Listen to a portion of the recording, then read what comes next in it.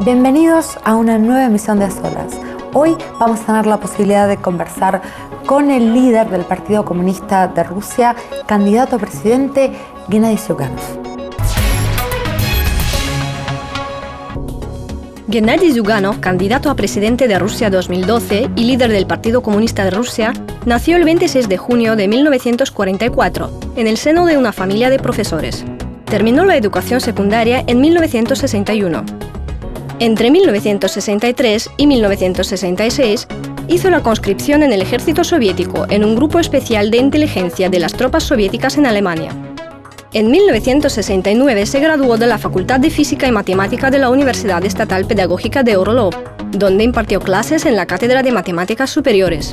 De 1970 a 1978 fue diputado del Consejo Regional Provincial y Municipal. En 1990 se convirtió en uno de los fundadores del Partido Comunista de Rusia. Fue elegido miembro del Buró Político y secretario del Comité Central del Partido Comunista. En 1991, Gennady Zyuganov escribe el famoso mensaje Una palabra a la nación, en el que se ofrecían medidas para evitar la desintegración de la URSS. En 1993 es elegido presidente del Comité Ejecutivo Central del Partido Comunista y diputado de la Duma Estatal de Rusia, donde desde entonces dirige la fracción comunista. En 2008 se publica su libro Salida de la crisis, socialismo, en el que Gennady Zyuganov habla de la alternativa socialista a la economía capitalista en Rusia. Actualmente el Partido Comunista es el principal partido opositor en Rusia. Está ampliamente representado en la Duma estatal. Zyuganov ha participado en todas las elecciones presidenciales en Rusia y siempre ha ocupado el segundo lugar. El líder del Partido Comunista considera necesario cambiar el orden capitalista en el mundo por el nuevo orden socialista del siglo XXI y adaptarlo a la nueva realidad. Buenos días, muchas gracias por recibirnos y otorgarnos la oportunidad de conversar con usted. Es un placer estar con ustedes. Responderé encantado a las preguntas que más les preocupan. Mucha gente en el mundo occidental veía en la Unión Soviética la posibilidad de una alternativa más justa al modelo de desarrollo europeo. Su derrumbe pareció demostrar que ese sistema no puede ser más que una utopía. Usted, sin embargo, sigue creyendo en esta doctrina. ¿Qué es lo que, en su opinión, debería cambiar en el mundo o en la ideología misma para que el régimen socialista sea capaz de un funcionamiento eficaz? Me ha hecho una pregunta filosófica muy profunda. A lo largo de toda la historia de la humanidad ha habido una lucha entre el bien y el mal, entre la verdad y la mentira, entre la luz y la oscuridad. Esta lucha hoy es más violenta que nunca. En nuestro gran planeta viven 7.000 millones de personas. El planeta sufre de una sobrecarga y cada cuarta persona en el mundo no tiene ni un vaso de agua pura ni un trozo de pan fresco. Pero estas personas reclaman justicia. Justicia en las relaciones entre el ser humano y el Estado. En Río de Janeiro, a principios de los 90, se organizó una conferencia internacional llamada Conferencia sobre el Desarrollo Sostenible. 6.000 periodistas trabajaron en ese encuentro. Entonces la humanidad decidió responder a la pregunta de cómo hacer la vida justa. En cierta medida, una vida justa es el socialismo. Los estadounidenses no firmaron aquel protocolo y decidieron construir un mundo unipolar que demostraría que el mundo tiene un dueño y sus ayudantes como la OTAN y Europa, y los demás que tienen que servir a los fuertes. La idea era muy atractiva. Los estadounidenses, con unos 300 millones de habitantes apenas, consumen el 40% de los productos que se fabrican en el planeta. Pero en los últimos 15, 20 años se quebraron la cabeza y la crisis que se está desarrollando en el mundo empezó en su bastión, en el Wall Street. La crisis ha demostrado que el sistema de capitalismo especulativo americanizado no es eficaz. Entonces, habrá que encontrar una salida. Y todos la están buscando en dirección a la socialización de la vida, el refortalecimiento del papel del Estado y el aumento de la productividad del trabajo. En sus tiempos, la Unión Soviética fue la primera en la historia de la humanidad en demostrar que existe la alternativa de trabajo frente al capital, que existe la posibilidad de construir un Estado popular. La Unión Soviética fue la primera en superar la durísima crisis internacional cuando en los años 30 Estados Unidos se convulsionaba y los volúmenes de la producción decrecieron en un 25%, mientras que los gángsters se enfrentaban en luchas sangrientas en las calles. Nuestro país avanzaba a pasos gigantescos bajo la bandera roja de la Revolución de Octubre y bajo los ideales de trabajo, fraternidad y socialismo. La respuesta europea a esa crisis fue el fascismo alemán, los campos de concentración y una Europa llena de sangre. Pero fue el país soviético quien aplastó al fascismo.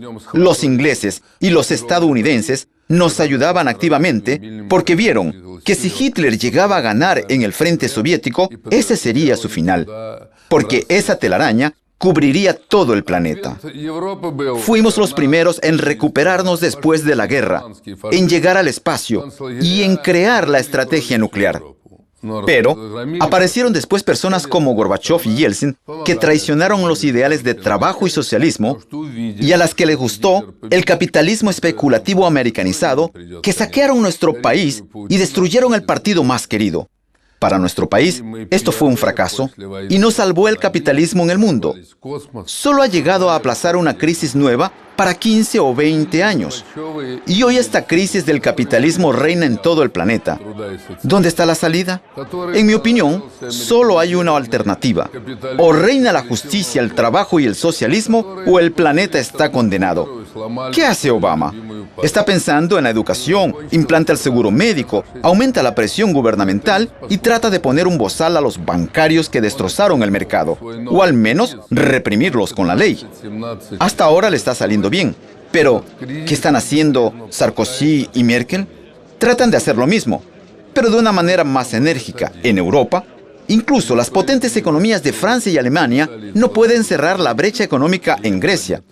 Y a la espera está Portugal, con 111.000 millones, y al lado está Italia, cuyas deudas son mucho mayores. Y también está España, donde el nivel de desempleo entre la juventud ha llegado al 50%, es decir, cada segunda persona joven no tiene trabajo. Por eso el mundo está empezando a mirar hacia la China. Mientras que la China tomó la iniciativa de la Unión Soviética, celebró las reformas correctas, no soltó la bandera roja de las manos y resultó ser el sistema más eficaz en esta crisis.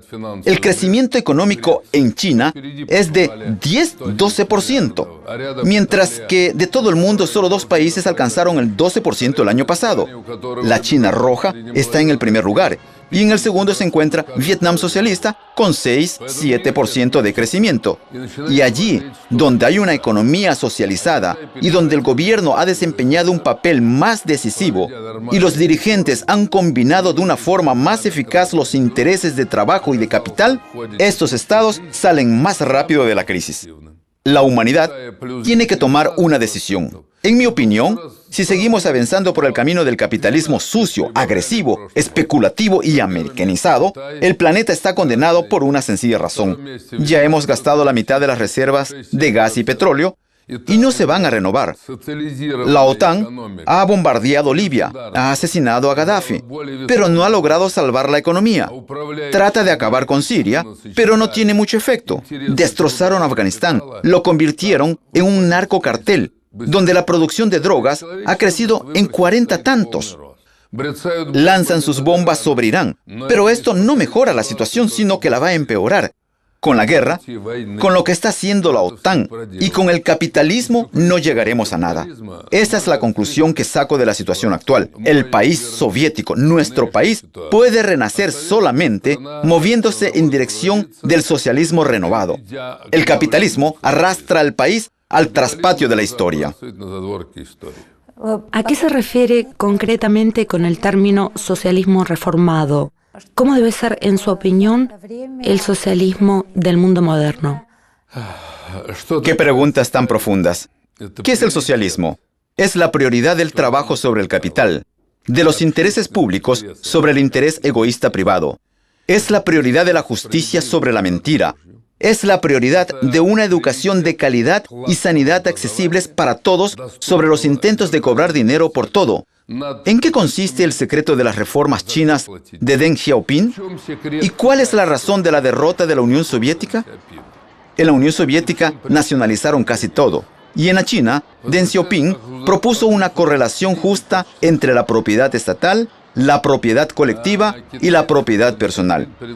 Esta proporción depende de la historia, del país, de la psicología, del clima, de muchos factores. Encontrar este balance es una tarea muy difícil.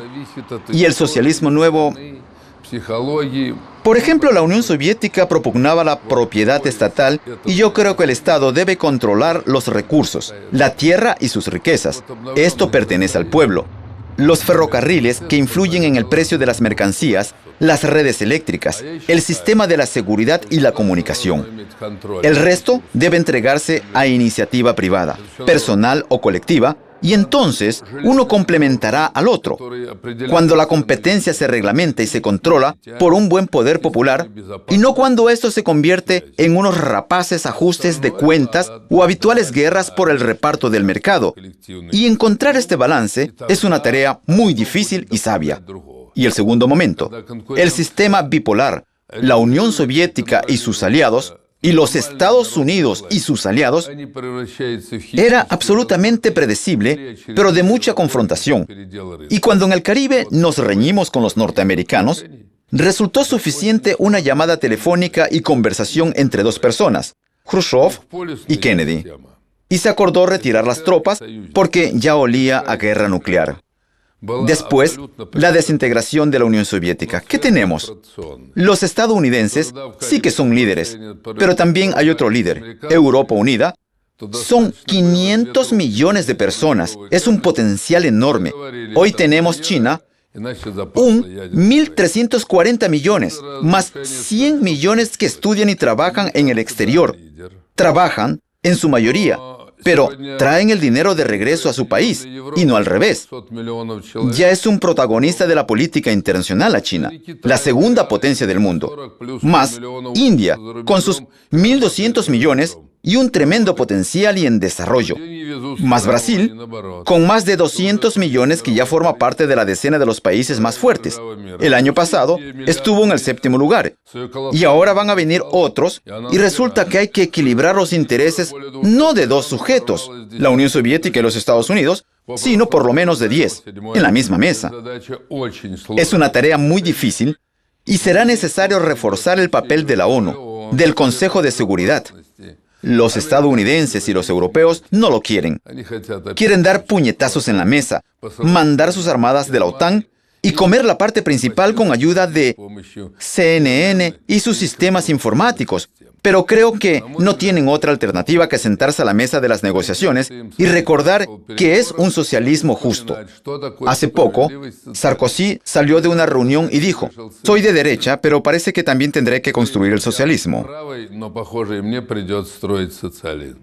Vamos a seguir con este y otros temas, pero después de una pequeña pausa.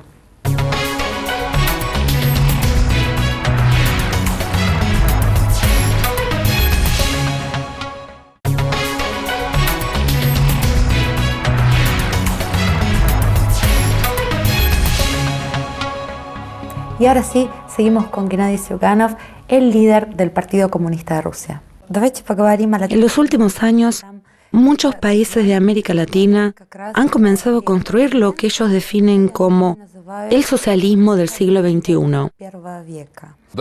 Sí, en América Latina esta idea es asombrosamente popular y me parece que América Latina toma el relevo de la Unión Soviética en establecer la justicia y el socialismo en nuestro planeta. ¿Cómo ve las perspectivas de este socialismo del siglo XXI latinoamericano? Hace casi 10 años publiqué un libro que se llama La globalización y el destino de la humanidad. Allí analizo todos estos procesos, pero lo publiqué a tiempo. Hoy ese tema se ha hecho más popular. Y cuando trataba de responder a esta pregunta había gente que se reía de mí. Allí escribí que un viraje a la izquierda es inevitable en el mundo. La gente no puede vivir sin justicia y labor. Además, dije que muchos países de América Latina son propensos a esto, porque fueron los primeros que sintieron en su propio pellejo quién es el tío Sam y cómo privatiza sus países enteros, olvidándose de pagar aunque sean los impuestos normales. Por ejemplo, Venezuela, sacaron de allí todo un mar de petróleo y no pagaban los impuestos. Y el 30% de la población del país vivía por debajo del nivel de la pobreza. Es absolutamente injusto. En este sentido, América Latina se despertó. Protege los intereses nacionales y no se olvida de la justicia. Hay muchas razones objetivas para esto. Por un lado, la psicología de muchos latinoamericanos tiene un carácter colectivo. Por otro, los que experimentaron la pobreza y la vida dura reaccionan más agudamente al problema de injusticia. Al mismo tiempo, tienen un movimiento social bastante fuerte que obliga al poder y al capital a repartir sus ingresos. Y los legisladores, que representan a las amplias masas populares, aprueban las leyes más estrictas hacia los capitalistas y otros explotadores. Por eso, no es eventual que esta idea sea tan popular hoy en día. Después de Fidel Castro apareció Hugo Chávez. Lulo hizo mucho por Brasil. Es procedente de una familia muy pobre. 4 veces presentó su candidatura en elecciones, fue elegido e hizo mucho para obligar a los capitalistas a ayudar a los que tienen una vida más difícil. Este estado de ánimo es muy popular en Argentina y en otros países latinoamericanos. Así que creo que en ese sentido existe un buen futuro para ese continente. Se ve que su evaluación en general es optimista. Soy un optimista. Un pesimista nunca hubiese emprendido mi camino. Pero, más concretamente, ¿cuáles diría que son las posibilidades de supervivencia de estos movimientos? ¿De qué depende el éxito o fracaso de estos emprendimientos? La humanidad en general se acercó a un límite y debe responder a unas preguntas muy agudas e importantes. La primera pregunta es, ¿qué vamos a hacer con la ecología cuando el planeta empieza a vengarse de la gente por su actitud estúpida y negligente? La cantidad de los tifones y huracanes en América creció 5 veces. Destruye ciudades enteras. En Europa, mueren del calor en verano y se congelan en invierno.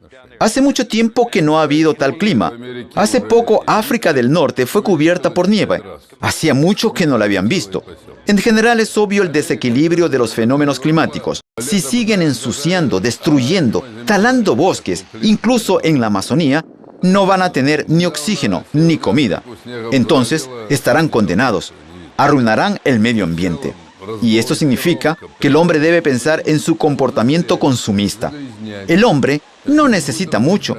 Necesita ropa decente y una alimentación que le permita llevar una vida sana y le proporcione satisfacción. Lo demás son vanidades. Pero cuando se tienen los dientes enormes, dólares en vez de ojos y ladrillos en vez de corazón, no hay quien le pueda ayudar.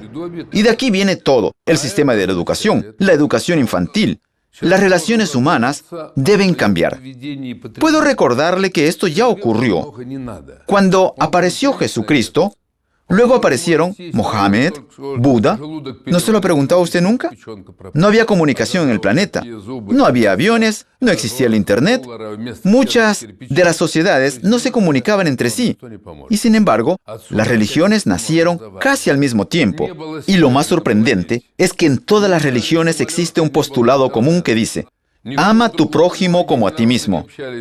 Ya entonces la humanidad se dio cuenta de que las personas que más a menudo mueren en las luchas, guerras y peleas son las más talentosas y valientes. Los hombres de talento no son los más fuertes físicamente. Fueron los bárbaros quienes saquearon el Imperio Romano y lo arrastraron 500 años atrás.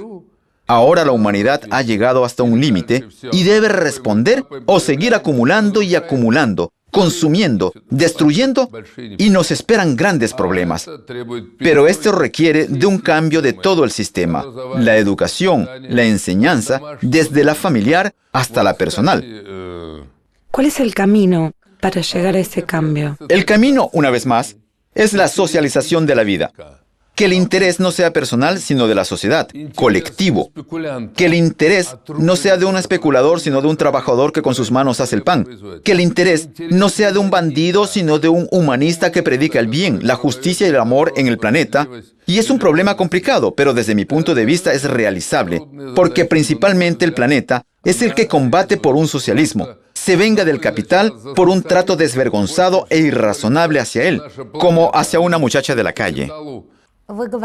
Usted ya mencionó la posibilidad de un modelo multipolar, estructura que muchos consideran la forma ideal de organización y repartición del poder a nivel mundial.